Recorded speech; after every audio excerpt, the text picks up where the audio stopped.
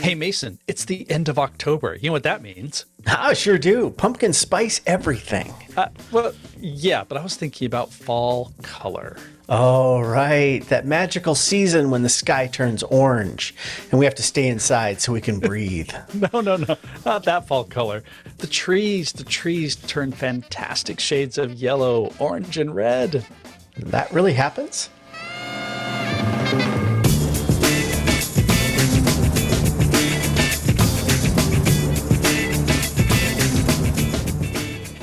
Despite persistent wildfire smoke and one of the hottest summers ever, it is finally time to photograph fall colors. It's an annual event that gets some photographers' creative juices flowing like pumpkin spice lattes at Starbucks.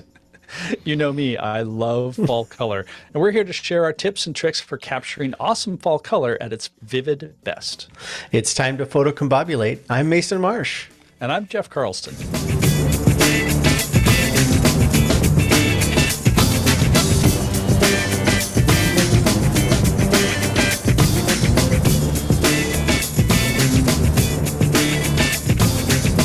So I love the fact that you love the fact that I go crazy about fall color. You do. And I have to thank you for enabling that because I don't know what it is, but there's something in my brain that just goes crazy at the concept of fall color. Like it sounds like hyperbole, but I just love it. And in this case, we actually got together. Now, we're recording this as usual. I'm in Seattle, you're in Portland. But last weekend, we were together in the North Cascades of Washington, searching for fall color. And I also think it's hilarious because we said, just like we did in our Sierra Nevada trip last year, we're going to record our podcast together while we're together. And because of timing and trying to find fall color and a highway that was suddenly closed, that didn't happen. So here we are, but it still doesn't diminish my enthusiasm for fall color. Well, and the ironic thing is of all of this, Jeff, is we still are waiting for the fall color for the most part here in the Northwest. It's been better in other years and certainly earlier than this. This year, the fall color is really late. And on our trip, we had to really look for it. We had to actually literally climb for it. Yeah. Well, and what's really weird is the fall color outside my window in Seattle right now is kind of amazing. We have some trees across the road that are all red and orange and gorgeous. And so I was like super excited, like, all right, it's come to Washington. And we got up there and we said this multiple times. It looked like it was August. Mm-hmm. Yeah. Yeah, it's weird.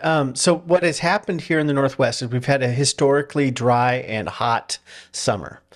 And what trees need, for those people who don't know, right? What trees need to change color, the deciduous trees need a good cold snap to kind of kick them into their fall color mode. And we just haven't had that. It's been warm evenings, warm nights. We were in the mountains of the North Cascades, high altitude, and it only got down into the 50s at night. So nowhere near cold enough to kick those trees into high gear. And so we had to go to really high altitudes to find the golden larches and some of the other trees that change color in the high mountains. But here in Portland, we still haven't had that cold snap. And we have some maple trees that are turning now, but we also have a lot of trees that just look dried out and brown and just tired. They're like, can we drop these leaves now, please? Yeah. I mean, to give people an idea, when we were coming back, we went over sorry, truck going by. Okay. So to give people an idea, as we were coming back to Seattle from the North Cascades, we went over Snoqualmie Pass. And this was, October 19th or something. I have to look at a calendar. It was 85 degrees at the top of the pass. Yep. That's just nuts. It's crazy. But you know what? It wasn't even really the heat that was the big issue for us. It was the smoke. Yeah, it's what comes with the heat, right? So having a dry summer means we have wildfires. And in the Northwest, in the entire West of North America, wildfires are normal. They're definitely part of the ecosystem here. But what we've seen in the last several years is a dramatic increase in the number of fires and how long they burn, and how much smoke they put into the atmosphere. You in Seattle, you had a worse time of it than we had in Portland this summer, but you have had weeks of bad air quality where it really wasn't safe to be outside. And we have these, the AQI, the air quality index, which has become part of our nomenclature in the Northwest. Like, what's the AQI today? I even have it on my watch, so I can look down and see what the numbers are before I go outside and do stuff. It's like, if it's under 200, I'll probably go out. Yeah, exactly. Which it's by itself, that's not even really a great a great reading at all. It should be like right now it's probably in like the 40s or something. Like Yeah. that's nice and green and good. And we were I think for the most part in the like slightly under 200, except for at Diablo Lake, Right. which what was the reading up there? We're in the Like 500s, up in the 500s? upper 500s. Yeah. Can, 500s. can you believe this, Jeff? After we did our trip, the week after, it was really bad here in Portland, real smoky. And my son Cooper and I were watching the AQI of all of these sampling sites all up and down the mountains and in the western sides of the states. And we'll put a link to this website in the show notes, but there is a website that shows you live air quality readings in all these sites that have sensors now. And there's lots and lots of these now in the West. There was a site down by Eugene where there's a big wildfire that's been burning all summer that was 1,185. Can you believe that? And I was telling Wow. Cooper, I said, I think it tops out at like 1,000. And like, nope, it goes higher. Nope. So we were in the mid 500s, and it was you could taste it. It Oh was it yeah. was strong, and you definitely smell the smoke. You definitely see the smoke, and it changes the color of everything. It changes the look of everything. And we experienced this in the Sierra Nevada last fall when we were down there. And we got it again this year. And so I think it's our new normal for the fall. So when we're looking forward to fall colors, we also should just go ahead and expect that for a while before the rains come, it's going to be smoky. And especially up in the mountains where the fires are, it can get really smoky, and that can change. It affects the temperature, right? It's like Hmm. having a cap over everything. So it can change how the trees are acting. It can change definitely how everything looks when it comes time to make photos. So I have learned to embrace it. I sort of like the wildfire smoke. I hate to say it that way because it's actually pretty bad for you. But, um, you know, some of my favorite mountain photos are taken in wildfire smoke. Yeah, well, so this is the thing. So, harkening back to last year, uh, when we just to catch people up, we were originally going to run a workshop in the Sierra Nevada, and that fell apart largely because of COVID concerns at the time and the wildfire smoke concerns. Hmm. And there was a certain part of us that you expressed this. We were sort of glad that the workshop didn't happen because we weren't sure if the participants would have enjoyed themselves as much because it was so smoky. Yeah. Uh, but the thing is, like, smoke is atmosphere, Yeah. and not just not. I mean, yes, obviously it's atmosphere in the literal sense, but uh, it really produces an interesting, dreamy quality that in some cases, I mean, it looks like fog. Hmm. And so one of my surprises from this trip has been some of the shots that I like the most have benefited from that smoke. Right. Yeah, I think it lends itself to layering. So as you're looking at a landscape composition, a lot of times we try to affect some sort of layering in our photos. Smoke creates this layering effect stronger, especially if you use a longer lens. And so I like to take long lens shots of ridge lines with trees sticking up. And if it's smoky, you get this kind of it's almost like an abstract because everything is monochromatic. You know, really can be orange color from the smoke. It can be brown or dark green almost color, and it's very moody. And you get these layers of these ridge lines kind of marching off into just nothingness in the background, and you don't get the strong rays of sunlight most of the time. You know, the smoke really does diffuse the light, and so it's not really dramatic, and it lends this really kind of somber mood to it. I think it's really striking. Can be really fun to take photos in those types of conditions. And it is like fog, but it's not as heavy, right? You can see further through, most of the time, you can see further through the smoke. Sometimes, if you're up in a mountain valley, the smoke is laying down in the valley like fog would, and that can be pretty cool. What we experienced up in the Cascades was just a thick blanket of smoke, which just sort of diffused everything. But not for the whole trip, right? The next day, we were on the other side of the mountains, and the smoke was pushed on the other side. So we had gorgeous conditions the next day. So you never know what you're going to get with the wind.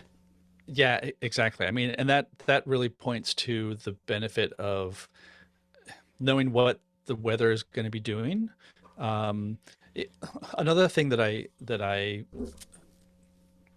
really took from this trip was just that aspect of having to adapt on the fly because I mean after we went up to Diablo Lake, I just assumed, all right, this is going to be how the whole weekend is going to be. And we woke up Saturday morning and it was like literally it was a blue sky. Yeah. In fact, to the point where we didn't even try to go shoot a sunrise because there wasn't really a good opportunity for that. And just sort of assuming like, well, everything's going to be smoked in, so like probably shouldn't go do that. And then suddenly, I mean, Saturday, we hiked up to Blue Lake, and it was a gorgeous day. The air was completely clear. In fact, I was kind of hoping there would be more clouds. It was just a, bland blue sky. Right. That also worked in some of the occasions. I should also point out, make sure you go to the show notes page for this episode because we're going to put a bunch of our shots that describe some of the things that we saw. Yeah. So yeah, definitely do that. Yeah, I think I want to echo what you said about being flexible. Fall color, because it's different every year, depending on the temperatures, depending on the smoke conditions, all of this, you need to have a plan, but you need to be ready to flex that plan. So I had like 3 or 4 different options for where we would go. And depending on smoke conditions, depending on what we found for fall color. And also, this is another factor I want to highlight. It was busy. I mean, it was crazy busy. We went to a couple different trailheads that we had identified as being good for fall color. And it seemed like everybody else had the same idea. There was parking up and down the highway for a good distance from these trailheads. And so we got lucky. The trailhead we really wanted to go to, we went there and found a parking spot in the parking lot, which was just pure luck. Yeah, yeah. It's pure luck. Literally right in front of the trailhead, like somebody had just left. Yeah, like somebody held their spot for us, right? So, you need to be ready to deal with crowds of people. If that's something that doesn't interest you, you're going to need to go further up trails. You're going to have to find areas that aren't as well known. But for us working in the North Cascades, in its proximity to Seattle, it's just a given that you're going to have crowds of people if the conditions are good at all. Yeah. Yeah. Well, and also timing. The way our schedules are right now, we couldn't just go off in the middle of the week, which would be the ideal time to do it. So we were there on a Saturday morning. Yep. It was just packed with people. And, just from an experiential standpoint, I kind of liked it because, I don't know, everybody and their dog, and there was a lot of dogs too. And their dog. Oh my God. Like everybody seemed really happy. Like you pass people on the trail and you say hello and good morning. Maybe it was because everybody was escaping all the smoke on the other side of the mountains, but going back to that idea of if you're just out to have a nice walk in nature, and maybe make some photographs, like that's the benefit right there Right. as well. And I think I partially had to take some comfort from that because we kept running into areas where there's not a lot of color. There's not a lot of color. I think the biggest disappointment, and I'm going to put an asterisk next to that real quick. Uh, on Sunday, we went to Leavenworth, and Leavenworth has been a really good spot, at least for me, for fall color. I can't say I've ever really hit it exactly right, but I've gotten some good fall color images from there. Last year, I was there for a day right after our trip, and really liked some of our images. And so that was kind of like that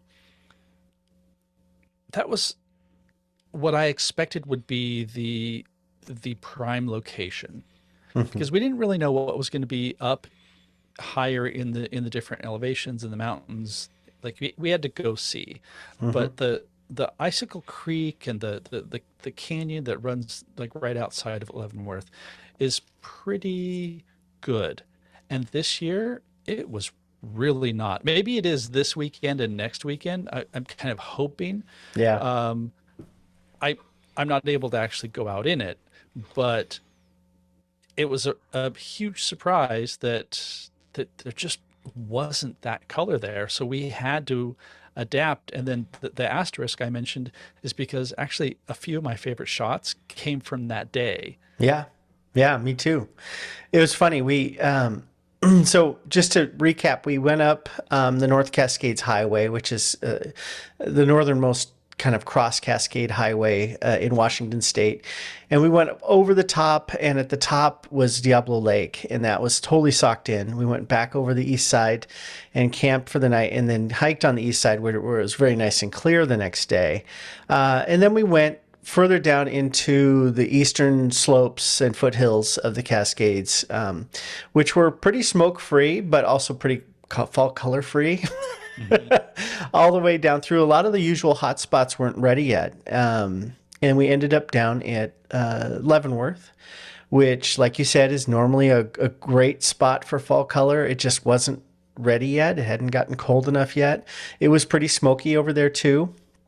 But we went up Icicle River, and I think what we had done at this point was we had both decided that if we saw a tree or two that met the criteria, it was worth a stop.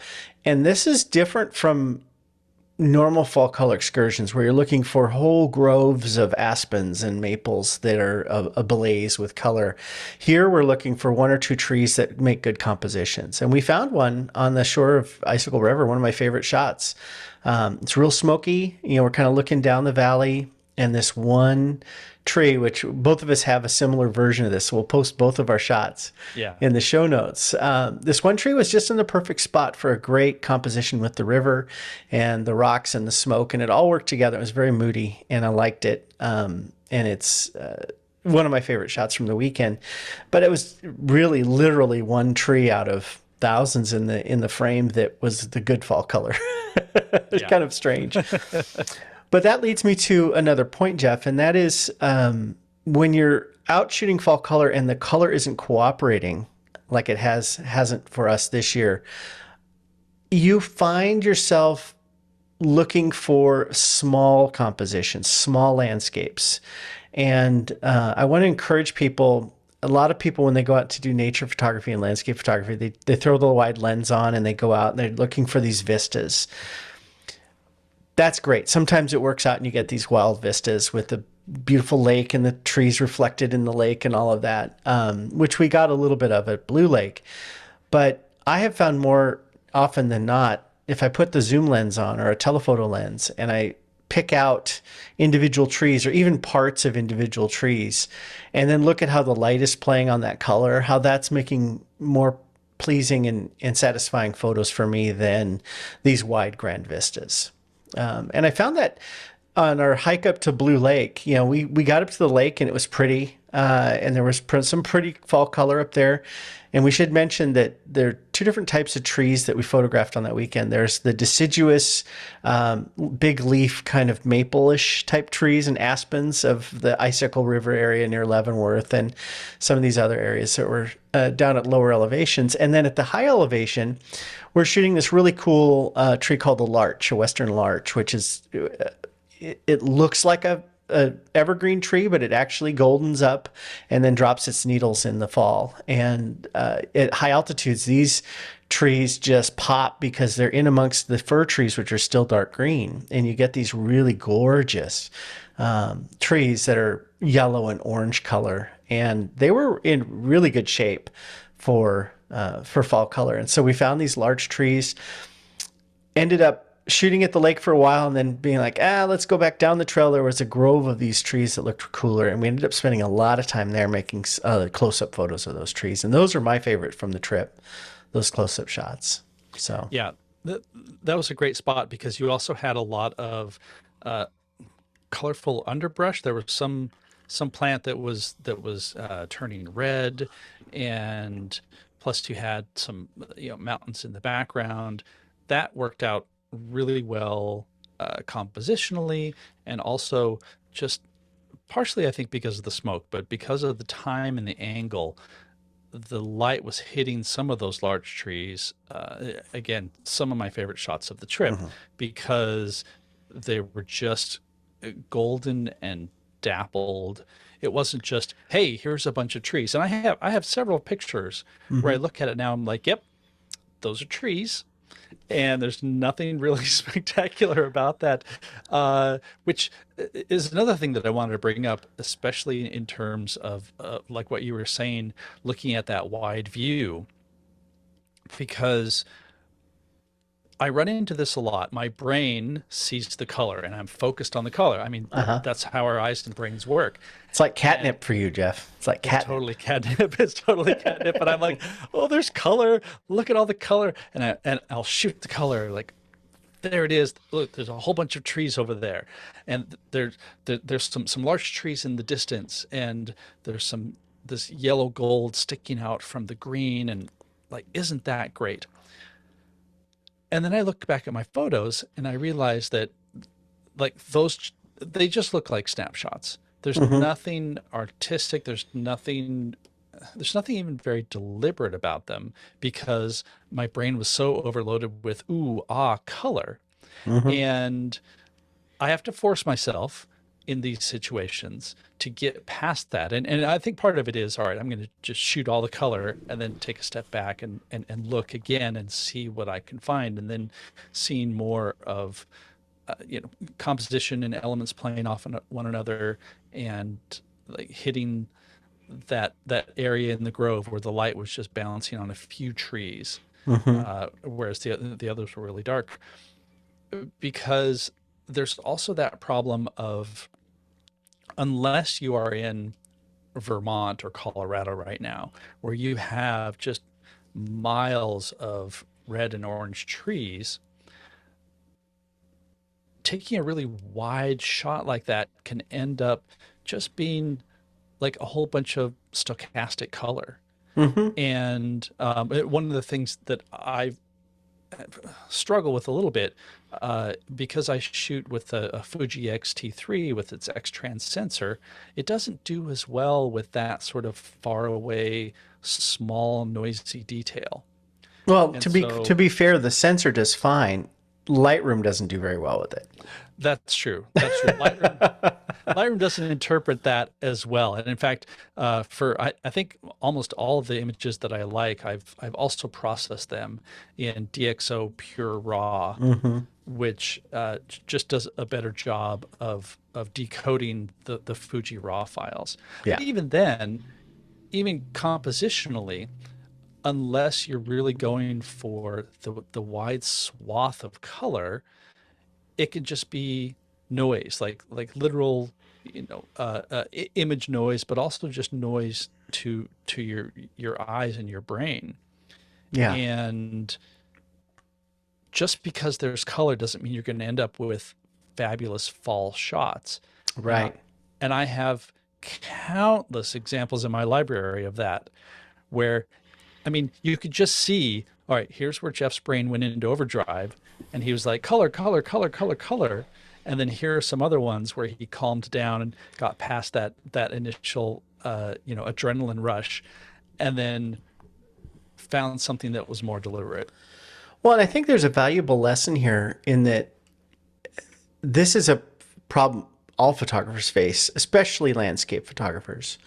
And I would use an analogy here and say, if you took a photo of a crowd of people, and let's say you're at a concert or a big sporting event and there's thousands of people, and you take a picture of the crowd, it's an interesting picture, and I'm sure there's some value to it, and it has an interestingness. The energy of being around all those people is certainly, inspiring, and you want to, try to capture that. That photo is not usually going to have nearly as much impact as a close-up of one or two or three people cheering, right, would have. Mm-hmm. And I feel the same way about trees. I think that when I go out and take photos in a mossy rainforest or in a forest that's got fall color, if there's too many trees in the shot, there's just too many trees in the shot. And you don't know what to look at. Your eyes don't know where to go. And I think that I'm going to push back a little bit on your mention of the Blue Lake photos. I had the real problem at Blue Lake finding a composition I liked, and you were down at the shore of the lake. I was further up on this rock slide, kind of getting a higher angle. And you were down at the shoreline, and you ended up making a really cool photo, which I hope we can throw in the show notes, of the rocks under the water. Mm-hmm. with the trees and the mountains kind of in the background. It's a really good alpine lake composition, and I didn't see that when I was up there. I just didn't. I think that when I get into a spot where I don't see a very clear single subject that really captivates me, I just sort of stand there and gaze at everything. And that's what I did. I was like waiting for something to inspire me, and nothing did. And so I wandered off and shot some other things. But you found that really cool composition. And I think that when you're at a buffet, you need to pick a dish and eat it. Don't try to eat the whole buffet. Yeah. Yeah. I mean, you could try, but it's not going to be pretty. Yeah. Yeah. Mm-hmm. Well, and also this weekend was a really good exercise in showing up with something in your mind and realizing that you're not going to get that. I mean, I had really high hopes at Blue Lake just to make these amazing epic shots of the lake and the reflected and the colors reflected in the lake. And I have some of that, but from where we were, you could either be on one side of the lake and shoot a picture of all the people who were there. Yeah. Which I wasn't really interested. Or you walk around a little bit, and it's not a very large lake at all. It's quite small, and you have a hillside with trees, and a bunch of them are large trees, and a bunch of them are evergreens. But there aren't that many. It's not like a giant hillside just filled with color. Right. And it's a lot of rocks. Lots of rocks. lots of rock, and so I had this idea that this was going to be this epic composition, and it just wasn't. Mm-hmm. And so I mean, even though I was down there and I saw, the possibility of the rocks under the water, I struggled. I was really trying to find something. And then also I shot a few shots, and then the light moved because mm-hmm. this lake is basically in a bowl. Right. And the light shifted, and suddenly all the reflected color was just kind of gone, and the wind picked up. The wind picked up and knocked the reflections down. The reflections down, and I took a few shots. I think I maybe adjusted something on my camera, and I looked up and I was like, "All right, I'm done. I'm done with this spot. I need to find something else," and so wandered off. Yeah, it was. It's never a waste of time to take a hike in the mountains. I question my decision to carry a bag full of camera gear up there, but in the long run, I was finding that grove of trees on the way back down and taking the time to work that and let the light play in that area. One of the things I liked about being up in that alpine environment and having the light sort of cutting through the mountains and not being a steady stream of light on every subject, Hmm. was it allowed us to look for those, single trees that were being backlit and kind of set a glow in the sunlight, and then the trees behind them in shadow being a really stark, abstract, background. It really was fantastic. And I oftentimes will walk right by stuff like that because I'm like, oh, I'm going for this vista shot that I've seen other people do up here, and I know this mountain lake, and it's going to be this amazing mountain sky water, sort of party, and you get Hmm. up there and it's like, it's not doing it for me. So being able to switch gears and be creative and be open to those suggestions that the light gives you, I think is really important. The other part of that trip that I want to mention is, and this is not an episode about this, but we both had brought our new iPhones. Oh yeah, It yeah, seems to be a fall tradition, right? Apple puts out it an is. iPhone in October, and we get them, and we take them out on these trips. I had a ball shooting photos as I was hiking with my iPhone, and I took photos of rocks and trees and dogs and people, and just had fun with it. And I have to say, I come back to this time and time again. When I take out my real camera, it's work. It can be fun work, but it's work.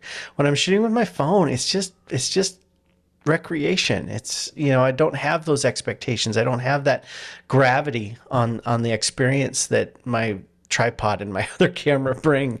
And I have to bring that up that, as these phones cameras get better and better and better, we're allowed to take photos in difficult lighting situations and get great results. Hmm.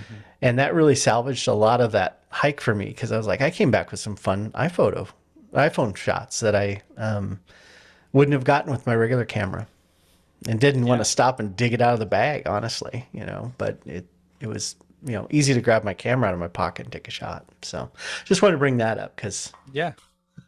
it's a reality now. Well, that's a reality now, and that actually makes me think I need to go and take a closer look at my iPhone shots because I took a bunch, and a lot of them I took because I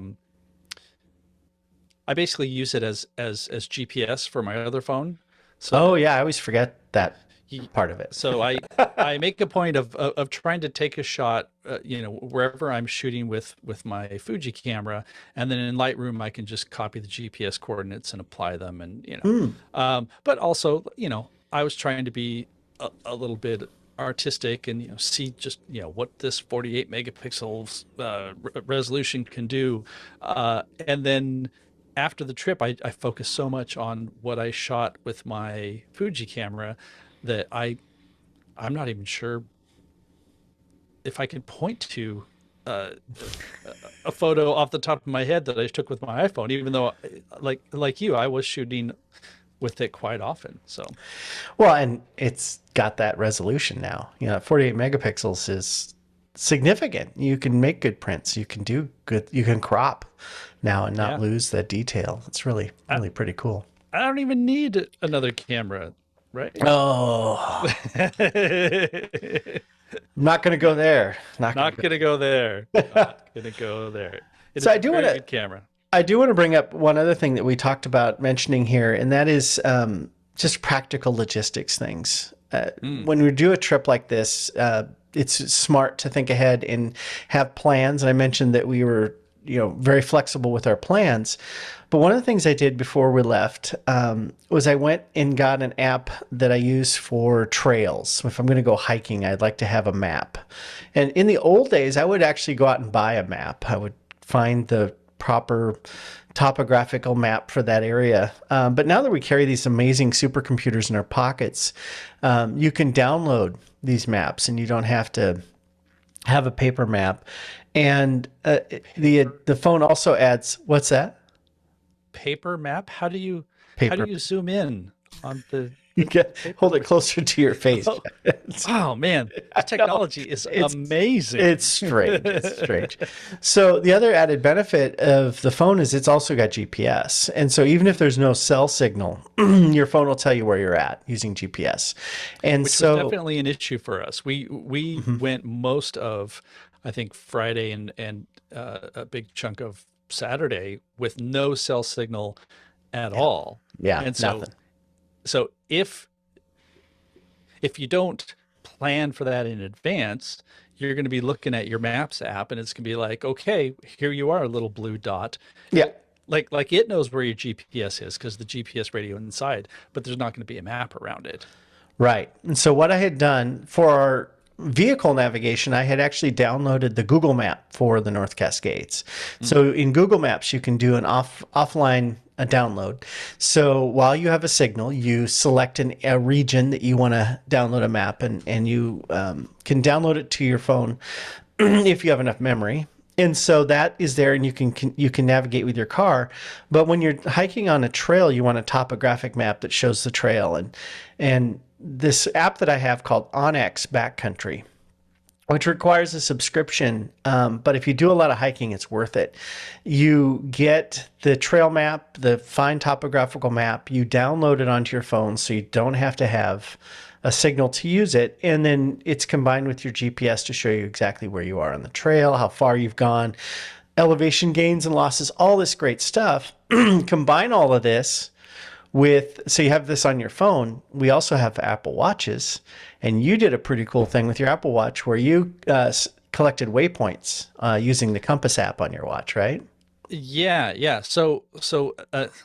Here's the thing so the new WatchOS 9, and I'm totally going to plug the fact that I just came out with an update to my Apple Watch book, Take Control of Apple Watch.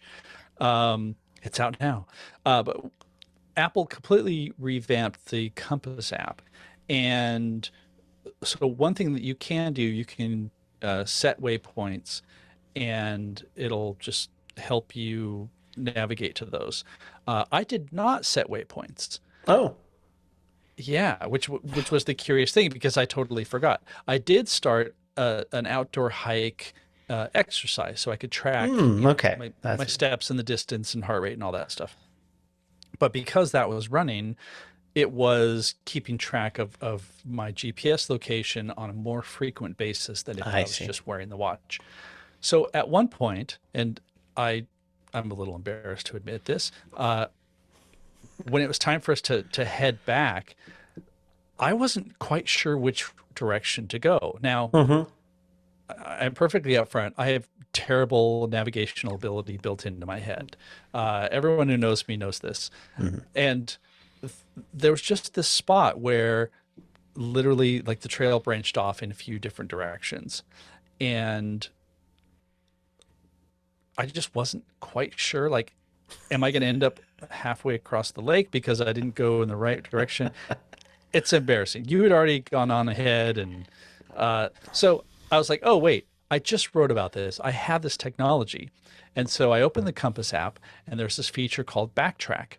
And when you tap that, because it had those GPS waypoints and it asks you, do you want to use recent GPS data? And you're like, yes. Uh, Oh, it, okay. it literally plotted the route that I had taken to get there. And so using the compass, I could see, okay, like I need to head in this general direction. Oh, and there's the trailhead there, and then I can move forward. Um, So to recap, if you have an app like Onyx Backcountry on your phone and you download this data while you have a signal, you can use that to navigate in the backcountry on trails when there's no cell signal. mhm. If you don't have that and you have your Apple Watch, you can run record my walk, my outdoor hike. Hmm. It's going to track the GPS data for you. Using the Apple Watch Compass app, you can use that to trace yourself back to your car and Yeah. not get lost. Even if you don't have a map on your phone, that's going to help you get back. You know, it's pretty amazing. Apple touted a lot of these features when they announced the watch and the new Ultra watch and the new Hmm. iPhone 14s. And a lot of people were sort of like, "Oh, come on, Apple! You know, are you trying to scare everybody?" But I have to say, um, being able to rely on my phone and my watch to guide me back to the car on a long mountain hike, and if I was, you know, if one of us had gotten hurt, we would have the ability. I don't know if it's active yet, but we'll eventually have It's the not ability to yet. just summon rescuers with our devices, even if we don't have a signal, Yeah. using satellites. I think that as somebody who spends a lot of time outside, I think all this stuff is amazing. Um, and so it was really nice to have that information on our hike. This was not what most people would call a strenuous mountain hike, but I tell you, we put in some miles, We did. and we did far more miles than the phone indicated that the hike was. It said it was like Hmm. a, 4.4 mile hike, and we ended up doing closer to 7 because we went on side trails and we circled around and kind of played around at the lake and moved around quite a bit. Yeah. And it was funny to me because we got done with the hike and both of us were kind of bushed. And it took a while. It took several hours to do this trip. Yeah. And we're like, well, that's why we're tired. We did all these, steps and this altitude and all this stuff. So it's fun to have that data for that Yeah. as well. Yeah. Yeah. The altitude definitely was a factor. Also, it was like a 1,000 foot climb. Mm-hmm. So elevation gain. That's what I'm looking for. I also want to follow up one quick thing. One of the neat things about the Apple Watch and this backtrack feature is, and maybe this was a factor. From what I can tell, it's a little hard to tell when it actually kicks in. But if your phone and your watch notices that there's no signal, like you have no Wi-Fi, you have no cellular, it will automatically start recording GPS coordinates for you Oh, as cool. a safety issue, because the idea is, oh, you must be somewhere remote, and Mm-hmm. therefore perhaps this would be helpful. Wow. And and honestly, it's a really good combination if you are a landscape photographer, because a lot of landscape photographers will go somewhere where there's no signal. And Right. so And we are known to chase the light off trail and get down these side trails that aren't the real trail, and they loop back mhm. around, and we're distracted, and we're not just out for a hike. It's We're true. looking at things, and I really I enjoyed our time, even though the photos weren't eye popping. I think it was. Anytime you get out and have a good time, looking for that fall color is a great experience. It's a wonderful time of year to get out. Normally it's not 85 degrees, right? Yeah. It's nice, cool weather. So, encourage people to get out. To wrap this all up, I would say that the fall season is not over here in the West. I don't know if it's over where other people are, but we still have 2 or 3 weeks of fall color here in Portland, at least. Our Japanese garden here in Portland, which is famous for the maple that is probably the most photographed maple tree in the world. It is. They post a photo of it every day. Like, here's what the color looks like. It's not even close to turning yet, and they Wow. think it's another week or two off. And so we've got a big window for fall color here in the West. And now that the rains have come, it's cleared out the smoke, and we got some fun, good conditions for shooting fall color finally. And Mhm. so bring on that color. Visit our webpage, photocombobulate.com. Look for the show notes for this episode, and you're going to see the photos that Jeff and I took on our trip. We're going to have links to the apps that we talked about and the website that talks about the air quality index. We'll also uh, have a link to Jeff's new book on the Apple Watch, so you can get that, because I think that is, as these watches get more and more capable, it definitely is nice to have a book that helps guide you through it, because it doesn't just tell time anymore, right? No, no, it does a lot. In fact, I hardly use mine at all for looking at the time. But anyway, Jeff, thanks for going on that trip with me. I had a lot of fun. We had a lot of driving, but it's always fun hanging out. We got to take the camper van, which was great, and That was great. drank some good drinks. Had some good pizza on the road, and had a good time. So we're gonna have to Yep. do it again real soon. Yep. And maybe one time we'll record a podcast when we're in the same place. Maybe not. I'm going to stop expecting that because we are batting zero for that. But yeah, maybe that'll happen. Maybe we should just run a recorder and just ramble into it for a while, which is what we do, right? So Yeah, that would be thrilling. No, this was a great trip, and I'm really glad we both you and I have been really busy lately, and I'm really glad that we made a point of trying to go out and do this because it's so easy not to, right? And just getting out there, like the last thing that I want to leave with this is.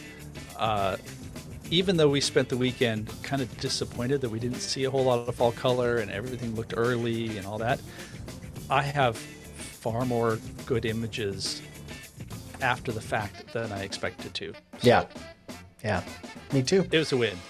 Yeah, Definitely a win. definitely. All right. Good seeing you, my man. Good We will seeing you, and encourage everybody to like and subscribe and share and all of that good stuff. Help us grow our listenership. Absolutely. And also check us out on YouTube because we're there too. If you absolutely have to look at us, that's the way to do it. Thanks, everybody. Have a good week and get out there and shoot some fall color before these trees go bare.